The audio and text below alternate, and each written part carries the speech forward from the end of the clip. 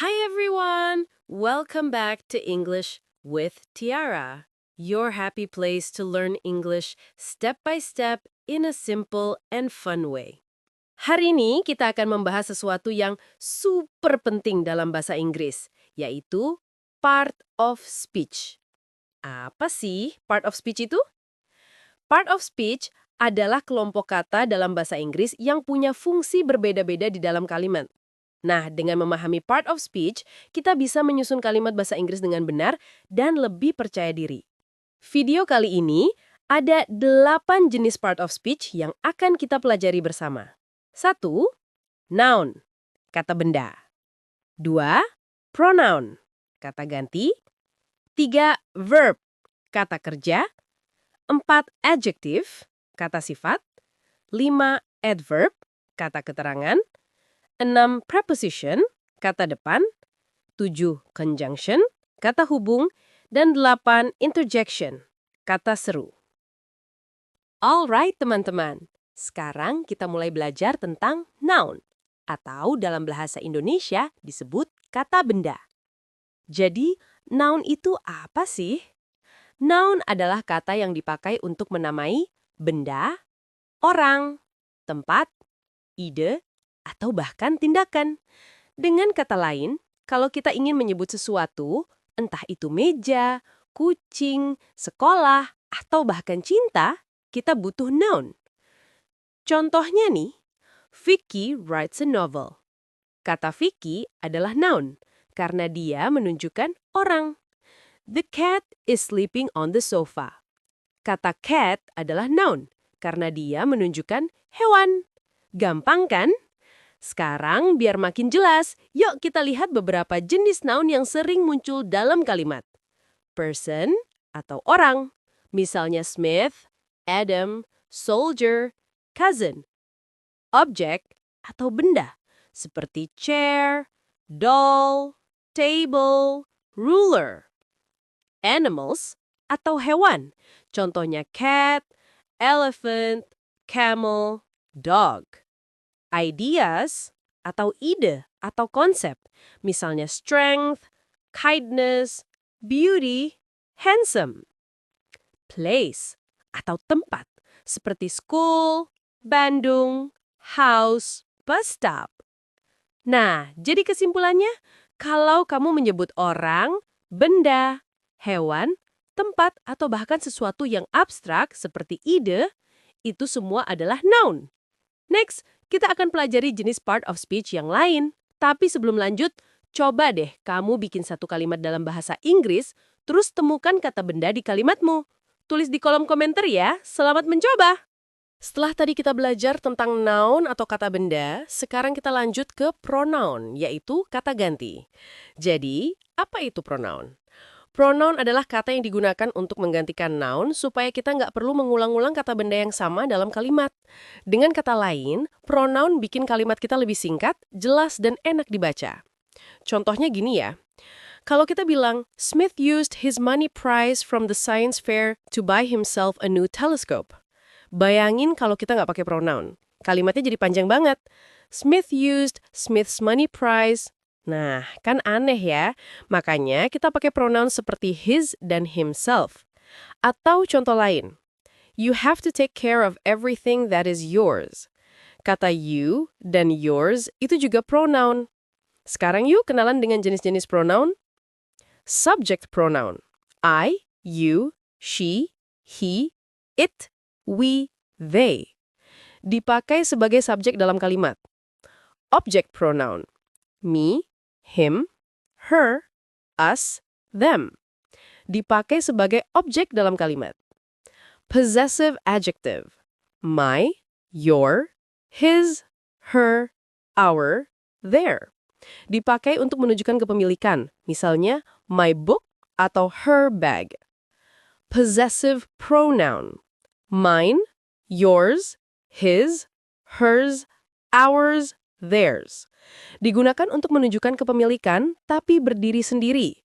Misalnya, this book is mine. Reflexive pronoun.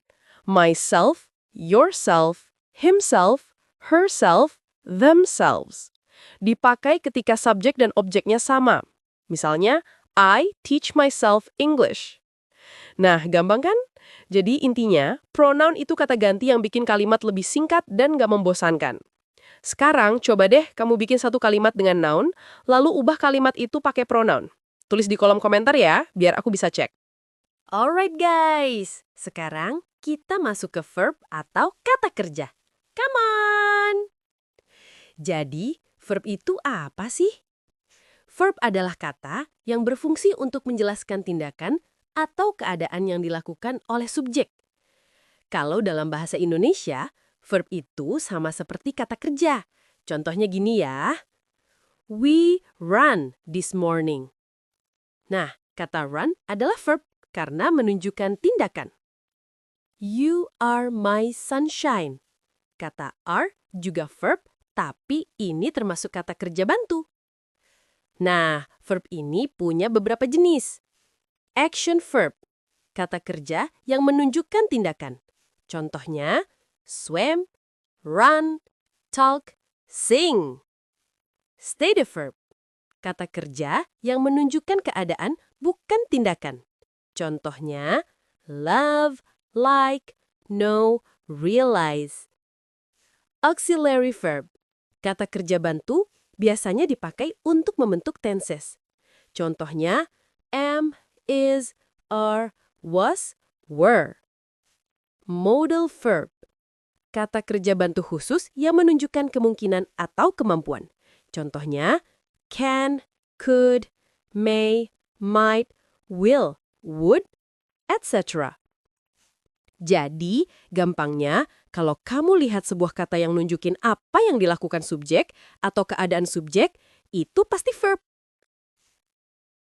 Oke, tadi kita sudah belajar tentang verb atau kata kerja yang menunjukkan tindakan atau keadaan. Sekarang kita lanjut ke adjektif, yaitu kata sifat. Nah, adjektif ini berfungsi untuk menjelaskan noun atau pronoun. Jadi, kalau kamu ingin menggambarkan orang, benda, atau sesuatu lebih detail, kamu pasti pakai adjektif. Contoh nih, Tiara is beautiful. Kata beautiful adalah adjektif karena menjelaskan seperti apa Tiara. She wore very expensive clothes. Kata expensive adalah adjektif karena menjelaskan seperti apa bajunya. Nah, adjektif ini bikin kalimat kita lebih hidup. Bayangin kalau kita cuma bilang, this is a bag. Biasa banget kan? Tapi kalau kita bilang, this is a beautiful bag, langsung lebih menarik dan jelas gambarnya di pikiran kita. Beberapa contoh adjektif yang sering dipakai misalnya, beautiful, handsome, pretty, smart, diligent, expensive. Jadi, kesimpulannya, kalau noun itu orang, tempat, atau benda, adjektif itu kasih kita detail tentang seperti apa orang, tempat, atau benda itu. Sekarang, challenge untuk kamu. Coba lihat sekitar kamu. Pilih satu benda, lalu buat kalimat dengan adjektif. Misalnya, my phone is expensive.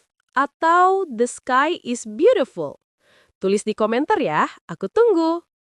Alright, kita sudah tahu kalau adjektif itu menjelaskan noun atau pronoun. Nah, sekarang kita lanjut ke adverb atau dalam bahasa Indonesia disebut kata keterangan. Jadi, apa sih fungsi adverb? Adverb digunakan untuk mendeskripsikan verb, kata kerja, adjektif, kata sifat, atau bahkan adverb lainnya. Dengan kata lain, adverb kasih kita informasi tambahan tentang bagaimana, kapan, di mana, atau seberapa sering sesuatu terjadi. Contoh kalimatnya gini, she runs slowly.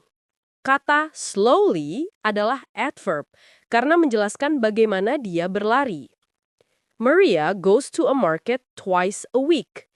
Kata twice a week adalah adverb karena menjelaskan seberapa sering Maria pergi ke pasar. Adverb juga punya beberapa jenis nih. Adverb of time menunjukkan waktu. Contohnya yesterday, this morning, tonight, early. Adverb of manner menunjukkan cara. Contohnya hardly, slowly, softly, quickly. Adverb of place menunjukkan tempat. Contohnya behind, here, nearby, somewhere. Adverb of frequency menunjukkan seberapa sering. Contohnya always, often, sometimes, usually, never. Jadi, kalau adjektif itu menjawab pertanyaan seperti apa, adverb menjawab pertanyaan bagaimana, kapan, di mana, atau seberapa sering. Oke teman-teman, tadi kita sudah belajar tentang adverb, yaitu kata yang menjelaskan verb, adjektif, atau bahkan adverb lain. Sekarang kita lanjut ke preposition, atau dalam bahasa Indonesia disebut kata depan. Jadi, apa sih preposition itu? Preposition adalah kata penghubung yang diletakkan sebelum noun untuk menunjukkan arah, posisi, tempat, waktu, atau hubungan lainnya. Contoh kalimatnya begini. Maria is standing at the door. Kata at adalah preposition karena menunjukkan posisi Maria.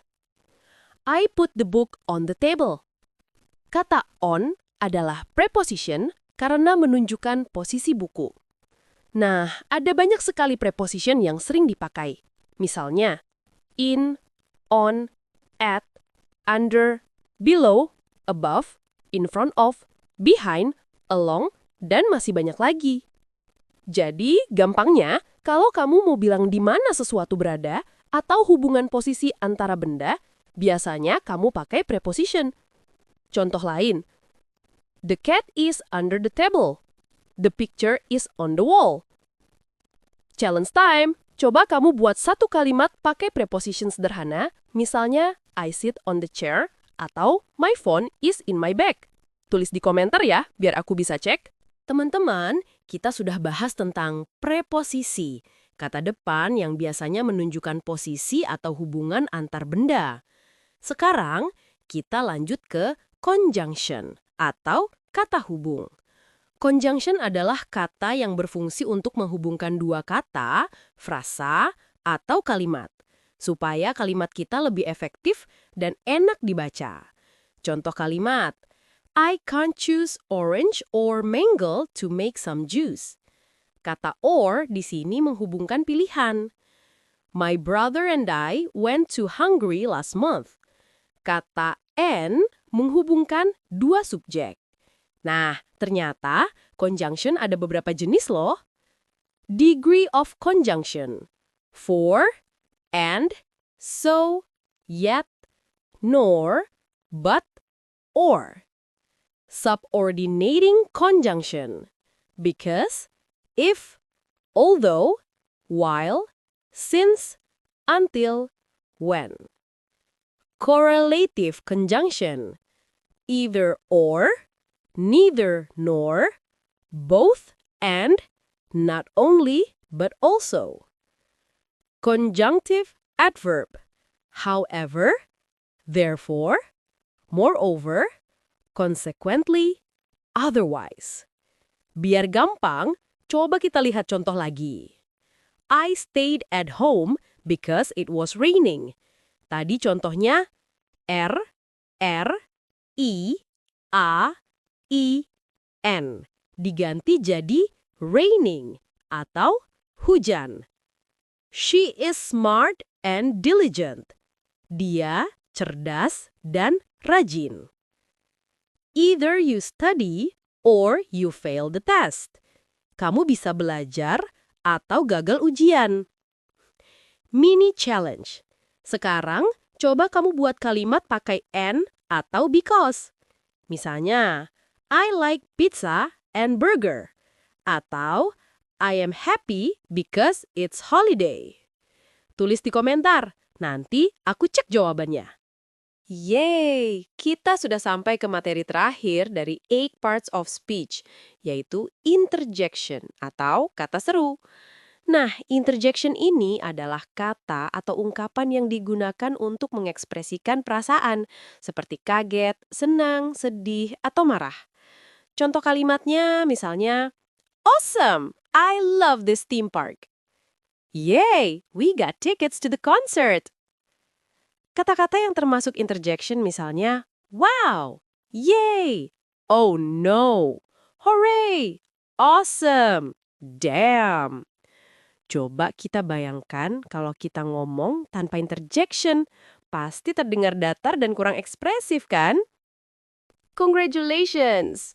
Kamu sudah berhasil mempelajari semua 8 parts of speech. Noun, pronoun, verb, adjective, adverb, preposition, conjunction, dan interjection.